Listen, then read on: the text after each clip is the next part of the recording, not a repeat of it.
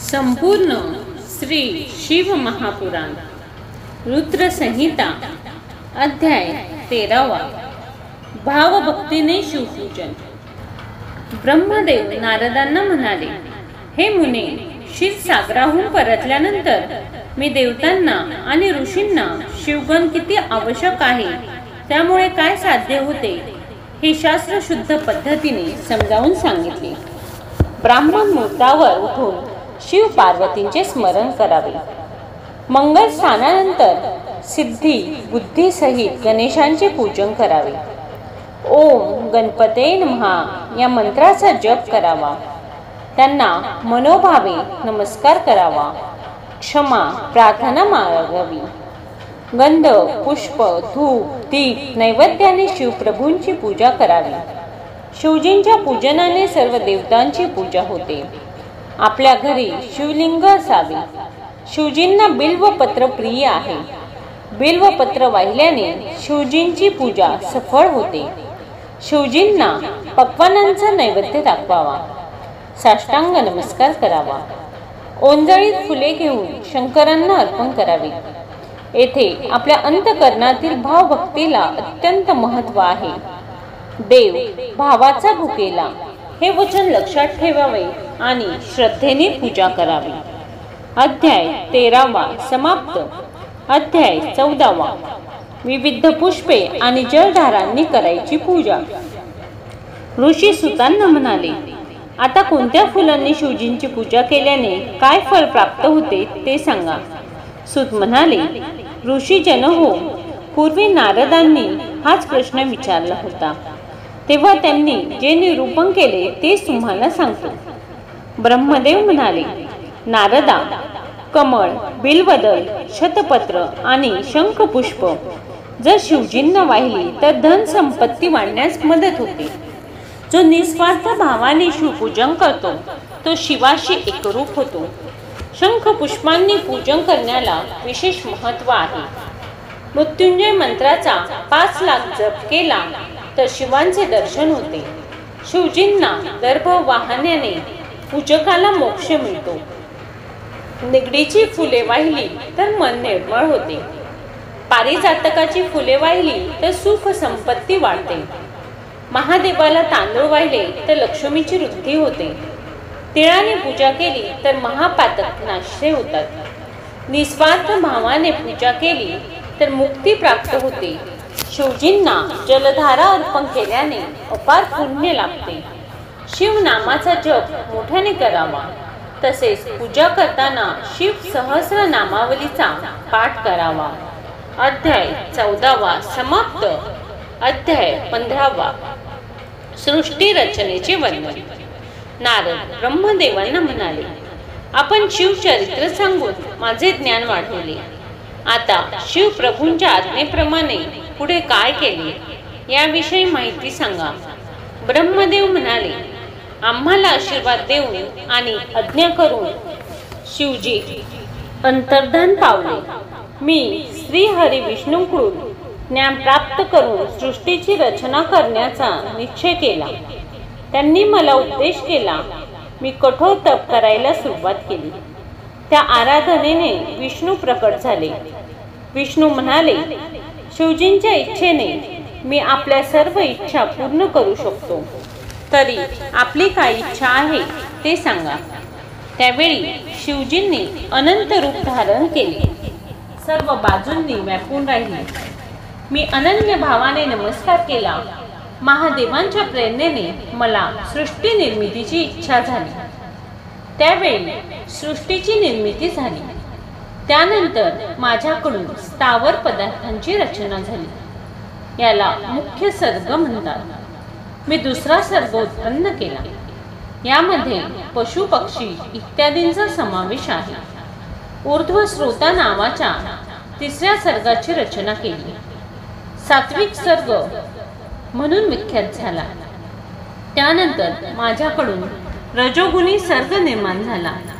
5 वैकृतिक आणि 3 प्राकृतिक सर्व मिळून 8 प्रकारची सृष्टी निर्माण झाली। या 8 सर्गाशिवाय आणखीन एक 9वा सर्ग आहे, ते प्राकृतिक आहे। आणि वैकृतिकही आहे. द्विजात्मक असलेल्या या सर्गाला कौमार सर्ग म्हणतात. यात सनक, सनद इत्यादी कुमारांची निर्मिती झाली. ही चारी कुमार माझे मानसपुत्र आहेत. ते वैराग्यवान आहेत, सात्विक व्रताचे पालन करणारे आहेत, प्रपंचापासून अलिप्त आणि ज्ञानी आहेत.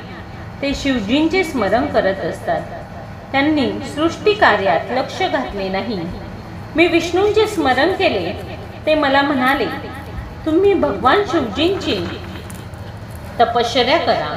त्यांच्या सांगण्याप्रमाणे मी तपश्चर्या करण्यास सुरुवात केली. त्यावेळी अर्धनारीश्वर रूपाने ते प्रकट झाले. परम तेजस्वी त्यांचे ते रूप पाहून मी धन्य धन्य झालो. मी त्यांना भक्तिभावाने नमस्कार केला, त्यांची स्तुती केली. त्यांनी आपल्यासारखे अनेक गण निर्माण केले. मी त्यांना पुन्हा विनंती केली, हे महादेवा, आता तुम्ही जन्ममृत्यूचे बंधन असणारी जीवसृष्टी निर्माण करा. त्यावेळी महादेव म्हणाले, मी जन्ममृत्यूचे भय असणारी प्रजा निर्माण करणार नाही. कारण कर्माच्या अधीन असल्यामुळे जीव दुःखाहीन युक्त असणार आहे. मी गुरु रूपाने उत्तम ज्ञान देऊन त्यांचा उद्धार करेन. म्हणून जन्ममृत्यूचे भय असणारी प्रजा तुम्ही निर्माण करा. नारदा, अशा प्रकारे मला प्रेरणा देऊन भगवान अंतर्धान पावले. अध्याय 15 समाप्त. अध्याय 16. ब्रह्मदेव नारदांना म्हणाले, त्यानंतर मी शरद, मात्रा आदी सूक्ष्म भूतांचे स्वतःच पंचीकरण केले. त्या पाचांचे संमिश्रण करून आकाश, वायू, अग्नी, जल आणि पृथ्वी यांची उत्पत्ती केली. पृथ्वीवर पर्वत, सागर, अनेक प्रकारचे वृक्ष निर्माण केले. मी उत्पत्ती आणि विनाशकालीन असे अनेक पदार्थ निर्माण केले. सदाशिवांचे ध्यान करून तपश्चर्या करणाऱ्या पुरुषांना निर्माण केले. मरीची, भृगु, अंगीर, पुलह, पुलस्त, वसिष्ठ, कृतु, अत्री, दक्ष, कर्दर्म, धर्म निर्माण केले. त्यांना पाहून मी समाधानी झालो. धर्माने मानव रूप धारण केले आणि ईश्वर प्राप्तीची साधना करू लागले. त्यानंतर सूर, असुरांना निर्माण केले. शिव प्रेरणेने अर्धा भाग पुरुष आणि अर्धा भाग स्त्री झालो. तो पुरुष स्वयंभू मनु होय. त्याची उच्च कोटीची साधना केली. ती स्त्री म्हणजे शतरूपा होय. तिनेही तपस्या केली. मनुने विवाह करून शततपस्येचा स्वीकार केला. त्या दोघांपासून सृष्टी निर्माण झाली. स्वयंभू मनुपासून शतरूपाला प्रियव्रत आणि उत्पन्नपाद असे 2 पुत्र झाले. आकृती, देवहूती आणि प्रसूती या 3 कन्या झाल्या. त्या उपवर झाल्यानंतर मनुने आकृतीचा विवाह रूपी रुची नामक मुनीशी करून दिला. देवहूती कदर्माला आणि प्रसूती दक्ष प्रजापतीला दिली. त्यांच्या संततीने जगात प्रजेची वाढ होऊ लागली.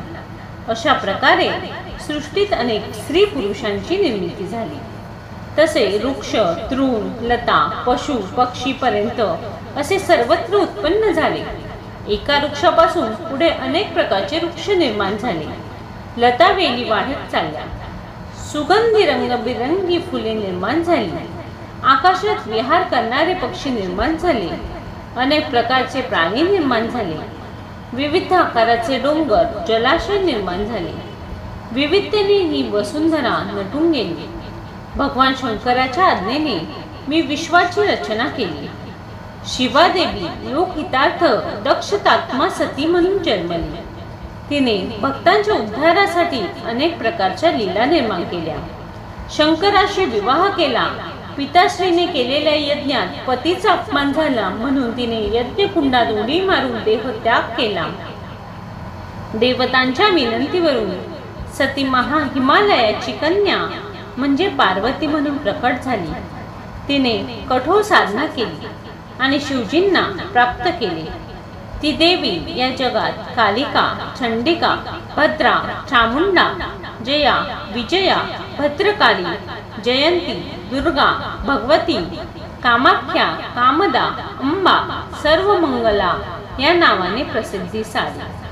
नारदा, हे सर्व विशाल ब्रह्मांड शिवजींच्या आज्ञेने निर्माण केले. त्यांनाच परब्रह्म परमात्मा म्हणतात. मी विष्णू व रुद्र गुणभेदामुळे वेगळे आहोत, तरी त्याचा अंश आहोत. शिव निर्गुण आणि सगुण सर्वांच्या पलीकडचेच आहेत. अध्याय 16 समाप्त. व्हिडिओ आवडल्यास लाईक करा, सबस्क्राईब करा.